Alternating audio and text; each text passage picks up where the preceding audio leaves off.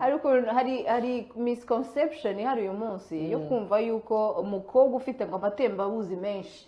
mu gihe cy'imibonano mpuzabitsina atakwanduza cyangwa yandurwe urumva yanduzwe nako ugasanga sinzi na hano byavuye by the way kuko ni frottement de toute façon n'ubundi ni frottement iriho ariko kubera ko abazi ko ari koga mu mazi magari guys ntaho bihuriye the more you do it the more utamenya n'igihe wanduye at the end of the day kuko niyo nuza no kuba ari wet cyane ntago bivuze uko muri gukora imibonano mpuzabitsina hari igihe amasegonda 15 wetness igenda ikongera ikagaruka so bivuga ngo rero you will never know igihe ya frottement ya corps kuri corps yahuye at the end of the day n'undi muntu rero itakubwira abajene kuvuga ngo I have to make sure none abandi bagakoresha na debrief yangu nimba bitangiye kuba biba dry I put some oil baby oil ubundi ubuzima bugakomeza